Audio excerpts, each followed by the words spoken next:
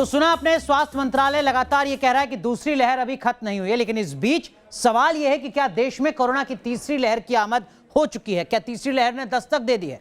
पिछले 7 दिन में कोरोना के जो आंकड़े सामने आए हैं वो हर किसी को सोचने पर मजबूर कर रहे हैं।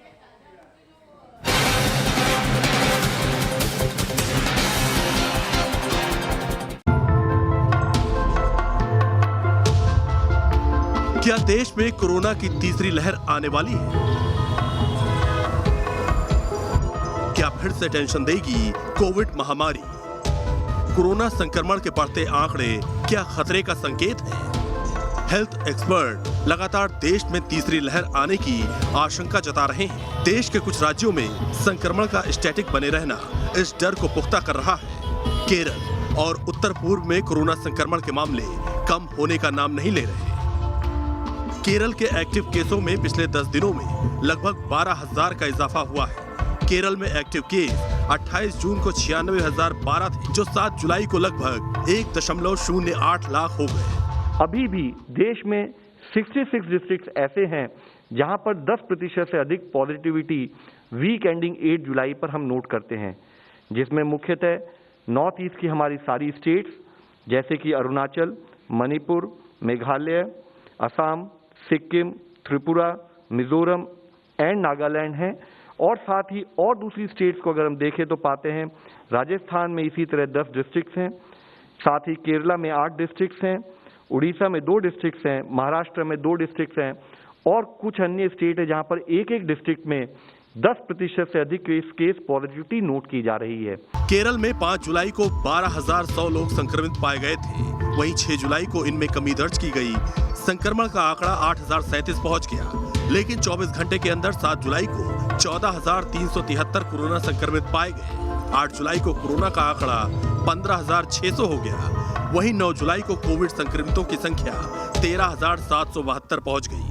अब सवाल ये है, आखिर वैक्सीनेशन के बावजूद देश में संक्रमितों का आंकड़ा क्यों बढ़ रहा है? केरल जैसा राज्य जहां वैक्सीनेशन अभियान शानदार ढंग से चल रहा है, जहां हेल्थ इंफ्रास्ट्रक्चर देश के दूसरे राज्यों के मुकाबले बेहतर है, वहां कोरोना संक्रमण की दर कम क्यों नहीं हो रही?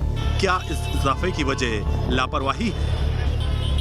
हालांकि देश में कोरोना की तीसरी लहर से निपटने के लिए पुख्ता तैयारी शुरू कर दी गई है। लैब, हॉस्पिटल और ऑक्सीजन का इंतजाम बड़े पैमाने पर किया जा रहा है। एक्सपर्ट्स के मुताबिक कोरोना की हर लहर की वजह म्यूटेशन है। इस म्यूटेशन की पहचान जीनोम सीक्वेंसिंग के जरिए की जाती है। देश में कई जगहों पर जीनोम सीक्वेंसिंग सुविधा वाली लैब बनाई जा रही है। कोरोना से लड़ाई के लिए जब तीसरी लहर आएगी तो फिर आपको पता होना चाहिए कि आप जो लड़ाई लड़ रहे हैं वो किस वेरिएंट से है, और वो कैसे पता लगेगा? जीनोम सीक्वेंसिंग के जरिए ही वो पता लग पाएगा। और अभी तक दिल्ली में ये कैसे होता था? 2 लैब्स हैं केंद्र की जिन पे ये भेजा जाता था, अलग चाहे वो पुणे भेजना पड़े या एनसीडीसी भेजना पड़े। उसी को देखते हुए दिल्ली ने अपनी तैयारियां की और 2 नई लैब दिल्ली के सबसे बड़े कोरोना अस्पताल एलएनजेपी में और उसके साथ साथ आईएलबीएस में खोल दी है। ये जो मशीन है बहुत ही महत्वपूर्ण है, बहुत ही इम्पोर्टेंट है वायरस के स्ट्रेन को, वायरस के म्यूटेशन का स्टडी करने के लिए। क्योंकि जैसे ही हमारे पास RT-PCR पॉजिटिव होता है, उसको हम वायरोलॉजी जो लैब है वहाँ से उसका RNA निकालते हैं। RNA निकालने के बाद यहाँ पर, इसमें आप देख रहे हैं, यहाँ पे प्रोसेस किया जाता है। एक साइकिल में 3 से 4 दिन लगते हैं। ये बहुत बड़ा टेस्ट होता है, 3 से 4 दिन लगते हैं और उसके बाद ये सारी प्रक्रिया पूरी की जाती है। वीडियो जर्नलिस्ट संदीप कुमार के साथ मोहित बख्शी, न्यूज़ नेशन, दिल्ली। तो देखिए, तीसरी लहर से निपटने के लिए किस तरीके की तैयारियां की जा रही हैं अलग अलग राज्यों में, किन सरकार के स्तर पर, ये तो हमने आपको बता दिया। लेकिन हम क्यों कह रहे हैं कि क्या तीसरी लहर तो नहीं आ रही है? आंकड़े के जरिए हम आपको जरा बताते हैं। हम आपको आंकड़े दिखाते हैं 5 दिन के। 5 जुलाई और 9 जुलाई के बीच में बदला क्या है कोरोना के मोर्चे पर, जरा आप ये देखिए। 5 जुलाई को संक्रमितों की संख्या 39,796 थी, जबकि रिकवर हुए केस 42,342 थे, यानी संक्रमित कम हुए थे, ठीक ज्यादा हुए थे। लेकिन इसके उलट जब आप देखते हैं 9 जुलाई की तस्वीर, तो 9 जुलाई के आंकड़े आपके सामने हैं। संक्रमित होते हैं 43,394, जबकि रिकवर होते हैं 44,459। तो लगभग यहां पर जो संक्रमित हो रहे हैं उनकी संख्या उतनी है जितने लोग ठीक हो पा रहे हैं। यानी कुल मिलाकर जो लगाम लगनी चाहिए थी वो अभी नहीं लग पा रही है। सवाल यह है कि क्या हम और आप गंभीर हैं, ईमानदार हैं कोरोना के खतरे को कम करने के लिए। कम से कम टूरिस्ट डेस्टिनेशन पर जिस तरीके की तस्वीरें नजर आ रही हैं, उससे तो ऐसा बिल्कुल नहीं लगता। ये रिपोर्ट देखिए।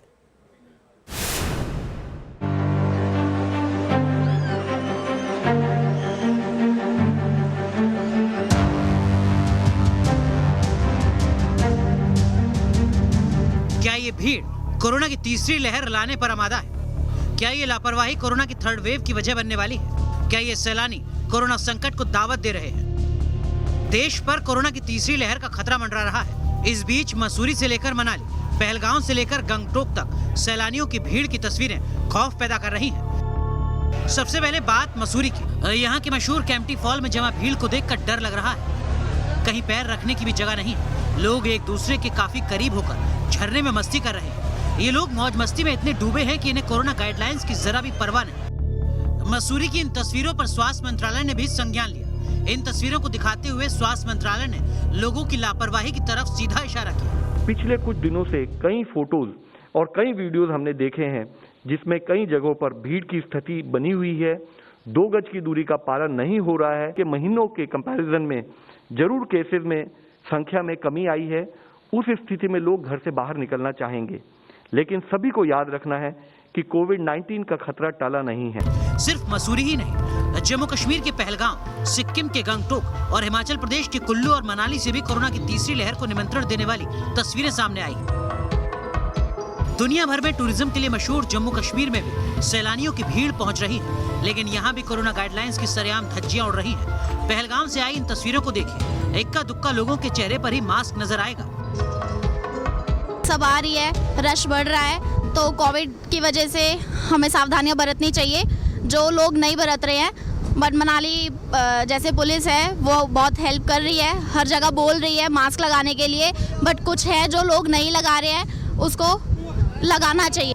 हिमाचल प्रदेश के कुल्लू मनाली में भी बड़ी तादाद में पर्यटक नजर आ रहे हैं, लेकिन यहाँ भी कोरोना गाइडलाइंस का पलीता लगता दिख रहा है। ना तो लोग मास्क लगा रहे हैं और ना ही सोशल डिस्टेंसिंग का ख्याल है।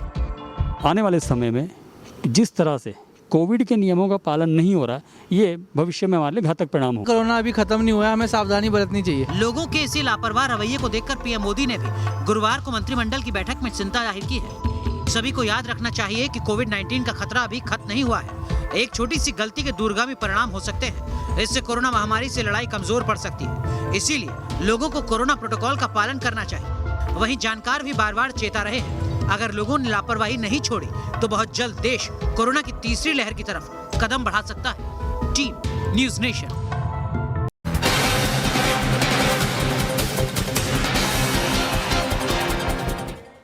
अब तो उत्तर प्रदेश की यूपी में ब्लॉक प्रमुख के नामांकन के दौरान हिंसा और मारपीट पर सीएम योगी ने सख्त एक्शन लिया है। लखीमपुर में महिला प्रस्तावक से बदसलूकी मामले में मुख्यमंत्री ने सीओ और थाना प्रभारी समेत पूरे थाने को सस्पेंड कर दिया है। साथ ही पुलिस ने एक आरोपी को भी गिरफ्तार किया है।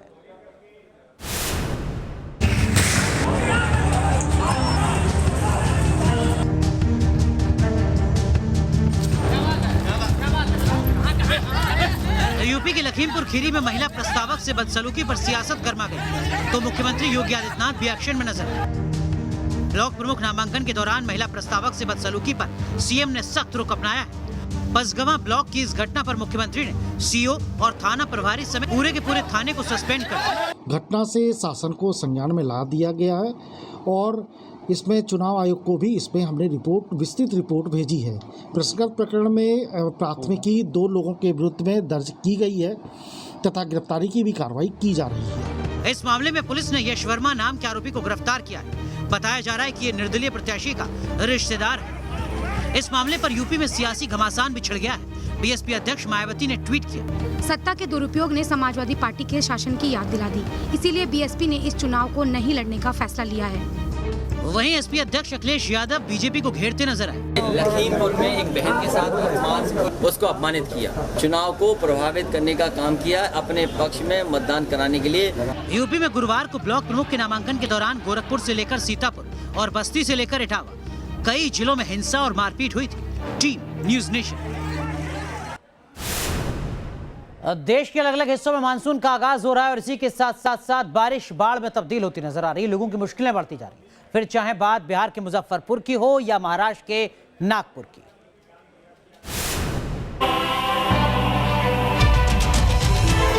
मुजफ्फरपुर तक जल तांडव से तबाही, महाराष्ट्र से बिहार तक सैलाब का सितम। आसमान में घुमड़ते स्याह मानसूनी बादल जब बदरा बनकर जमीन पर बरसे तो नागपुर से मुजफ्फरपुर तक पानी से सराबोर हो गए। ये 3 तस्वीरें देश में मानसूनी आफत का सबूत है। देश के इन 3 राज्यों में मानसून जोर पकड़ रहा है। ऐसे में यहाँ भारी बारिश और बाढ़ का कहर है। बिहार के मधुबनी, मोतिहारी और मुजफ्फरपुर में नदियां उफान पर। वहीं नागपुर में भारी बारिश के बाद जलभराव देखने को मिला। वहीं राजस्थान के 12 में रिहायशी इलाकों में जलभराव हो चुका है। देश में सैलाब की सबसे बुरी मार अभी बिहार झेल रहा है। मुजफ्फरपुर में बूढ़ी गंडक खतरे के निशान को पार कर गई है। सैलाब के पानी ने तबाही मचानी शुरू कर दी। गांव के गांव सैलाब में डूब चुके हैं। रास्ता भी देखिए पानी से ढक गया है और रास्ता बचा नहीं है। कैसे लोग संघर्ष कर रहे हैं उसकी आप तस्वीर देखिए। एक किनारे से दूसरे किनारे आने का कोई आसरा नहीं है और लोग एक किनारे से दूसरे किनारे इसी नाव के सहारे अब आते हैं, क्योंकि सब जगह पानी ही पानी है, हर तरफ पानी भर चुका है और ऐसे में अब परेशानी बढ़ गई है। यानी इन इलाकों में भरा हुआ बाढ़ का पानी अब परेशानी खड़ा कर रहा है और ये परेशानी जो है आने वाले वक्त में लोगों को और ज़्यादा परेशान करेगी। देखिए किस तरीके से नाव से एक किनारे दूसरे किनारे हम भी पहुँचे, ये आपको दिखाने के लिए कि जब परेशानी बढ़ती है तो लोग किस तरह से दाने दाने को मोहताज हो जाते हैं और एक किनारे से दूसरे किनारे पहुंचने की जो जद्दोजहद होती है वो किस तरीके से शुरू होती है। सैलाब ने गांव पर धावा बोला तो लोगों को अपना घर-बार छोड़कर हाईवे पर दिन गुजारने पड़े। ये हाल है NH 57। यहाँ आसपास के लोग बाढ़ से बचने के लिए पहुंचे हैं। आशियाना, घर, सामान सब डूब गया और अब हाईवे के किनारे एक नया आशियाना बसाने की कोशिश है। जी ये घर बना रहे हो भाई अपना? फिर जी गाँव डूब गया पूरा? कौन सा गाँव था तुम? कौन गांव था? कोलुआ गांव। तो कोलुआ गांव पूरा डूब चुका है? पूरा डूब चुका है। देख ही रहे हैं चारों तरफ पानी पानी है। चारों तरफ पानी पानी। तो अब यहीं पर रहना होगा? तो अब यहीं पर रहना, कहाँ जाएं? और देखिए किस तरीके से ये पूरा इलाका दोनों तरफ जलमग्न है और लोग मवेशी को लेकर, परिवार को लेकर, बच्चों को लेकर किसी तरीके से अब जिंदगी बसर कर रहे हैं। बिहार के बाद अब बात राजस्थान की। तस्वीरें राजस्थान के 12 की। यहाँ बारिश ने ऐसा कहर ढाया कि सड़क पर सैलाब का मंजर पसर गया। गलियां दरिया में तब्दील हो गई।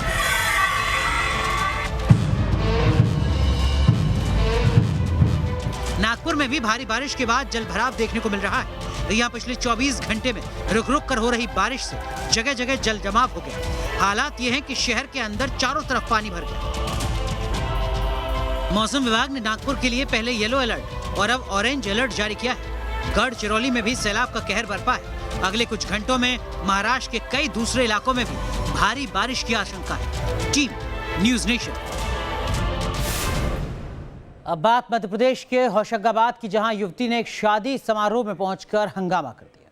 इसके बाद क्या हुआ आप खुद देखिए।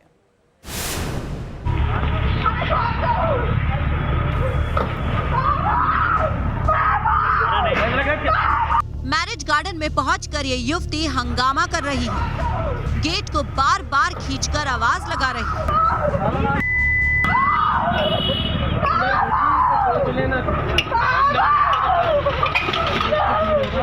ये तस्वीरें सामने आई हैं MP के होशंगाबाद से, जब शादी समारोह में पहुंचकर एक युवती चिल्लाने लगी, जोर जोर से रोने लगी।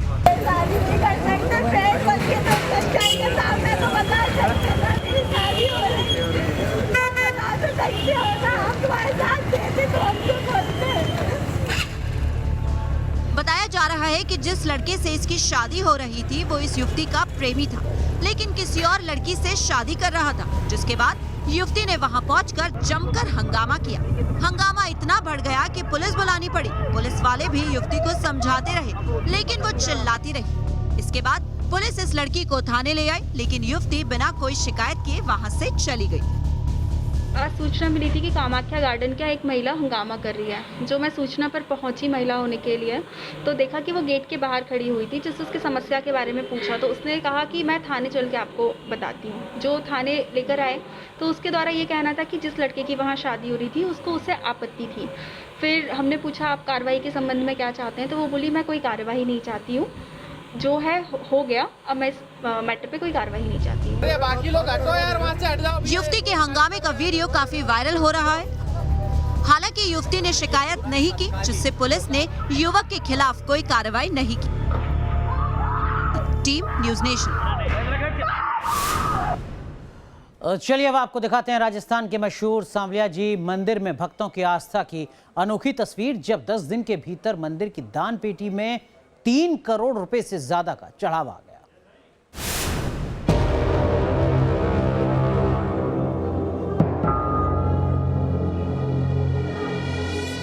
10, 20, 50, 100, 200, 500 रुपए के नोट, इतना खजाना कि आप बस गिनते रहिए। हजार नहीं, लाख नहीं, पूरे 3 करोड़ से ज्यादा का ये चढ़ावा आया है राजस्थान के चित्तौड़गढ़ के मशहूर सांवलिया सेठ के मंदिर में। कोरोना के चलते लॉकडाउन के बाद मेवाड़ के प्रसिद्ध कृष्ण धाम मंदिर को खुले अभी 10 दिन ही हुए हैं और इन 10 दिनों में मंदिर में आस्था और भक्ति का अनोखा समागम देखने को मिला। लगातार बड़ी तादाद में भक्त दर्शन के लिए पहुंच रहे हैं, मन की मुरादें पूरी होने के लिए मन्नत मांग रहे हैं और दिल खोल कर दान भी दे रहे हैं। लोगों की इसी अनोखी आस्था के चलते मंदिर की दान पेटियां कैश से भर गई हैं। सांवलिया सेठ की महिमा का बखान इसी बात से किया जा सकता है कि मंदिर खोलने के सिर्फ 10 दिन में भंडारे से 3 करोड़ 12 लाख से ज्यादा का कैश मिला। इसके अलावा 33 ग्राम सोना और 1370 ग्राम चांदी के आभूषण भी चढ़ावे में निकले। सांवलिया जी में इसी साल 10 अप्रैल को चतुर्दशी पर भंडार खोला गया था। इसके बाद कोरोना संक्रमण की वजह से मंदिर में श्रद्धालुओं के दर्शन बंद करने पड़े, लेकिन अनलॉक के बाद 28 जून को फिर मंदिर में दर्शन की इजाजत मिली। Team news nation. अहमदाबाद में भगवान जगन्नाथ की रथ यात्रा को प्रशासन ने मंजूरी दे दी है। यात्रा कोविड गाइडलाइन के तहत होगी। इस रथ यात्रा के रूट पर बाकायदा कर्फ्यू लागू रहेगा।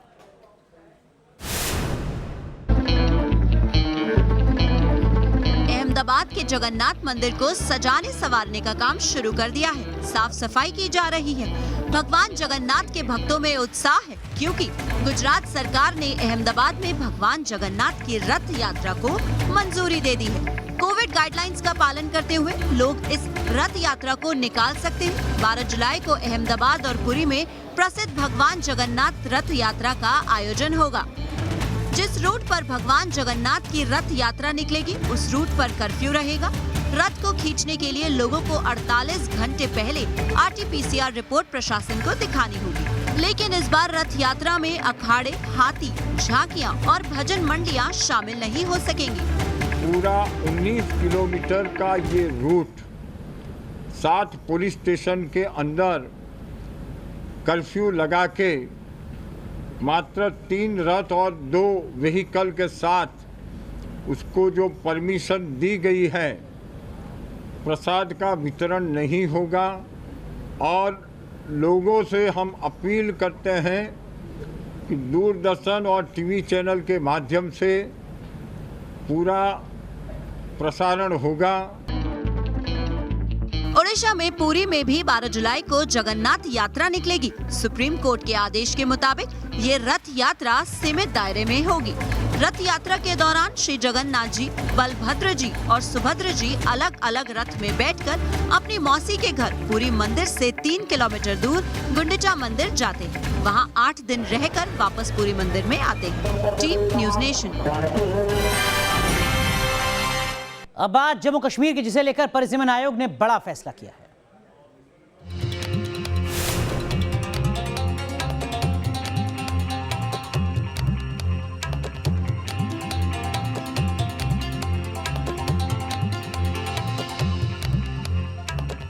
जम्मू कश्मीर से धारा 370 हटाने के बाद अलगाववाद से लेकर आतंकवाद की कमर टूट चुकी है। आज कश्मीर का हर बाशिंदा अमन और चैन की खुली हवा में सांस ले रहा है।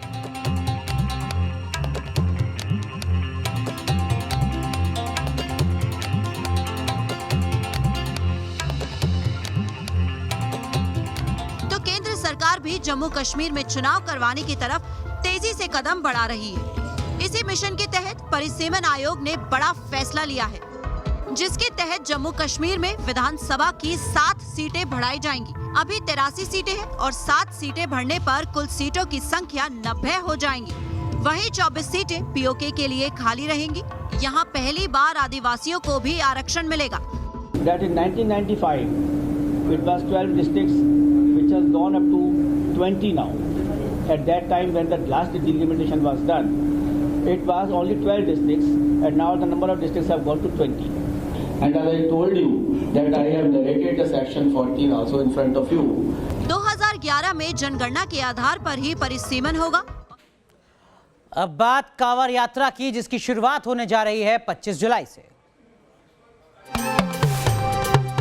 इस बार सावन में फिर गूंजेगा बम बोले का नारा। उत्तराखंड में कांवड़ यात्रा से हटी रोक। सीएम धामी ने योगी से बातचीत के बाद लिया फैसला। पश्चिमी उत्तर प्रदेश और उत्तराखंड के बीच इस साल कांवड़ यात्रा को ग्रीन सिग्नल मिल गया है। कांवड़ यात्रा को लेकर उत्तराखंड के सीएम पुष्कर सिंह धामी और यूपी के मुख्यमंत्री योगी आदित्यनाथ के बीच बातचीत हुई, जिसके बाद धामी ने यात्रा को हरी झंडी दी। कांवड़ यात्रा को ग्रीन सिग्नल मिलने के बाद सीएम योगी ने मेरठ कमिश्नर एडीजी जोन के साथ हाई लेवल बैठक की। इस बीच कांवड़ यात्रा के मद्देनजर प्रशासन ने तैयारियां शुरू कर दी। कांवड़ यात्रा रूट पर मांस की दुकानों को बंद रखने का निगम को आदेश दिया गया है। इसके साथ ही कांवड़ रूट और कांवड़ शिविरों का निरीक्षण भी शुरू कर दिया गया है। कोरोना की वजह से पिछले साल कांवड़ यात्रा स्थगित कर दी गई थी। हर साल जुलाई में श्रावण का महीना आते ही कांवड़ यात्रा शुरू हो जाती है, जो अगस्त की शुरुआत तक चलती है। इस एक पखवाड़े के दौरान उत्तर प्रदेश, दिल्ली, पंजाब, हरियाणा, राजस्थान और हिमाचल प्रदेश समेत दूसरे राज्यों से लाखों शिव भक्त गंगा जल लेने के लिए हरिद्वार आते हैं। गंगा जल से वो अपने गाँव और घरों में शिव मंदिरों का जलाभिषेक करते हैं। Team news nation. चलिए, लाख टके की बात में आज के लिए बस इतना ही, लेकिन आगे कट टू कट में आपको दिखाएंगे जनसंख्या नीति का काउंटडाउन जारी।